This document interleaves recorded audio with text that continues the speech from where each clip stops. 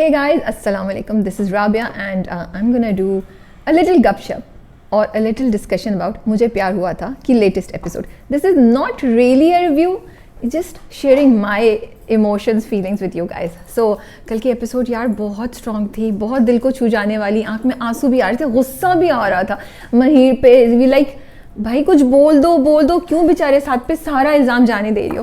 But then I was thinking कि क्या माहिर वाकई कुछ बोल सकती थी. क्या हम लोग अभी तक लड़कियों को जज नहीं करते जब वो अपनी पसंद के बारे में बात करें या वो कह दें मुझे इससे शादी नहीं करनी क्योंकि एक तो क्योंकि का रीज़न भी होना चाहिए, चाहे कोई रीज़न हो नहीं हो. सो एंड ऑल्सो उसके बाप का मान पूरी फैमिली में कि ओ साथ तो इससे शादी करना चाहता था लेकिन इसको कोई और पसंद आ गया. सो फ्रॉम दैट बैकग्राउंड क्या माहिर वाकई कुछ कह सकती थी, क्या उसको ये अलाउड था कि वो कह सके. तो ये सब सवाल मेरे जहन में चल रहे थे. But then I also felt के so can these justify these things and this pressure कि एक लड़की को अपना एक डेकोरम मेंटेन करना होता है, उसको अपनी रिस्पेक्ट मेंटेन करनी है, वो अपनी अगर अपनी पसंद या अपनी किसी के बारे में इंटरेस्ट बात करेगी या इजहार करेगी तो वो बेशर्मी में आ जाएगा, वो अपने बाप का मान तोड़ देगी, वो फैमिली वालों को डिसअपॉइंट कर देगी. ये सब मुझे लगता है ये सब भी चल रही थी वहाँ पे चीज़ें. तो क्या इन सब चीज़ों की वजह से हम जस्टिफाई कर सकते हैं माहिर का खामोश रहना? Well I think no. या इतनी लंबी कहानी सुनाने के बाद मैंने कहा no, which is obvious. Sorry, क्योंकि I think Mahir could have said no without mentioning Areeb. वो कह सकती थी जिस तरह साथ कह रहा था ना कि हम दोनों नहीं करना चाहते, तो वो बोलती कुछ तो बोलती. लेकिन आई थिंक यहाँ पे थोड़ा सा डायरेक्शन में भी उन्होंने प्ले किया है कि साथ के दुख को, साथ के कैरेक्टर को और भी हीरोइक बना दिया है बाय कीपिंग माहिर साइलेंट. क्योंकि अगर माहिर भी कुछ बोलती तो फिर हम आज साथ के लिए इतना फील नहीं कर रहे होते जितना फील कर रहे हैं. बट खैर चलें, ये एंगल भी अच्छा है, मज़ा आया. तो अब आते हैं साथ के दुख की तरफ. बहुत ही पोइटिक दुख है. एक तो वो गाना मुझे प्यार हुआ था, वो इतना खूबसूरत, इतना एप्ट बैठता है इस पूरी सिचुएशन पे कि अगर आपको दर्द या सीन फील इतना हो रहा होता है ना 90%, तो वो 120 पे चला जाता है because of the OST. And I think इसमें डायरेक्शन के पॉइंट ऑफ व्यू से, राइटिंग स्क्रिप्ट के पॉइंट ऑफ व्यू से और परफॉर्मेंस के पॉइंट ऑफ व्यू से there were some very strong scenes. नीलो और साथ की जो कॉन्वर्सेशन है वो इतनी खूबसूरत थी और इतना अच्छा मैसेज दिया कि वो कहता है कि मैं उसकी खुशी उससे कैसे छीन लूँ. वो बंदा जिसको पसंद करती है उससे उसकी शादी, वो उसके लिए आज रिश्ता लेकर आ रहा है. It was so endearing, so heart-winning to just hear these dialogues from a hero.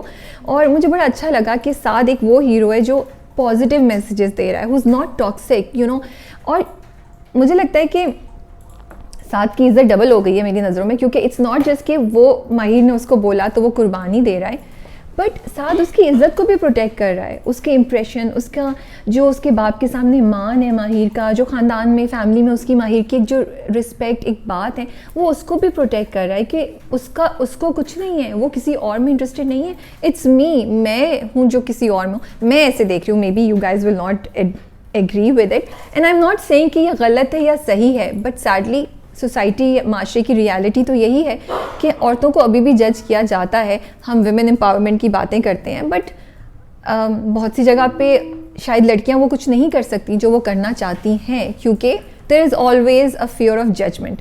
सो मुझे लगा कि साथ ने ये दो बहुत खूबसूरत काम किए और उसकी वजह से साथ का दुख भी हमें फील हो रहा है और साथ की इज्जत भी हमारी आंखों में भर गई. वो डायरी लिखना, आई थिंक इतना, एक तो ये नीलो की conversation from direction and script point of view was great. Then वो डायरी लिखने का सीन वो भी बहुत ज़बरदस्त था. और वो क्या डायलॉग थे, आज से तुम इनके लिए नामहरम हो गई और मेरी मोहब्बत सिर्फ एक माजी बन गई, मुझे प्यार हुआ था. वो इतने खूबसूरत जुमले थे. खैर वो तो पूरी जो मोनोलॉग है वो बड़ा अच्छा है. और what I liked was they kept it short. It was not कि बहुत लंबा है, तो वो भी बहुत हार्ट विनिंग था. और मैं वो सीन जितनी बार देखती हूँ मुझे साथ का दर्द और ज़्यादा महसूस होता है बिकॉज वो इतने उसने बोला कि ये जो वर्ड्स हैं, मतलब वो क्या अल्फाज हैं, क्या जुमला है, आज से तुम इनके लिए ना महरम हो गई.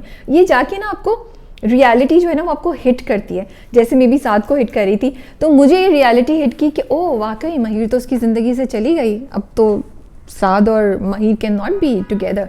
So it was just very very poetic. फिर एक और चीज़, मैं सॉरी ये बंद कर दूँ, टक टक हो रहा है, ये ऑफिस में हम कर रहे होते हैं तो ये ब्रेक और ये बैकग्राउंड साउंड्स चलते रहते हैं. एक और चीज़ जो मुझे बहुत अच्छी लगी वॉज अरीब और महीर की जब बात होती है, और वो बड़ी खूबसूरत सी कॉन्वर्सेशन है जो आई थिंक जब आप मोहब्बत में होते हैं, शुरू में जब बात कर रहे होते हैं तो ऐसी ही गुफ्तगू होती है, ऐसे ही दावे होते हैं और ऐसे ही आप बात करते हैं. एंड द बेस्ट वॉज जब महीर शीशे के सामने अपने आप को देख रही होती है, and you know all the effort that she is putting in, ये कपड़े देख रही है, ये कपड़े देख रही है, झुमके उठा रही है, इतनी छोटी छोटी चीज़ें हैं, बट उसकी वजह से हमें महीर का जो खूबसूरत मोहब्बत है, जो उसका जोश है, जज्बा है, वो नज़र आ रहा था. And I think it was so relatable. फिर वो दुपट्टा उड़ के भी अपने आप को देखती है, you know, like it's a process that I feel when somebody is in love, especially girls, they go through it. So it was something very relatable, very cute, very heart-winning. So वो मज़ा आ रहा था episode देख के.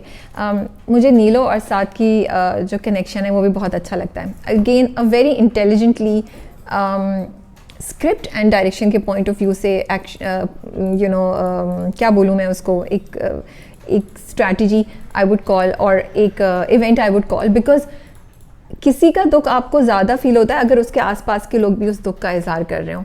Because नीलो feels for her brother, and नीलो इतने उससे अपने भाई का करती है, तो हमें साथ का दुख और भी ज़्यादा फील होता है. मुझे ये लगता है, ये मेरा पॉइंट ऑफ व्यू है कि अगर एक आइसोलेशन में दुख हो तो आपको वो फील होता है, लेकिन जब अगर किसी माँ को अपने बेटी के लिए रोते हुए देखें, किसी बीवी को अपने हस्बैंड या बच्चे के लिए, तो आपको वो दुख डबल फोल्ड या उसका इम्पैक्ट ज़्यादा होता है. तो यहाँ पे भी यही हो रहा है. And plus we just love this positive relationship between sister and brother, and Neelo is always fighting for Saad, and you know वो उसको उठाती भी है, उसकी सपोर्ट भी है.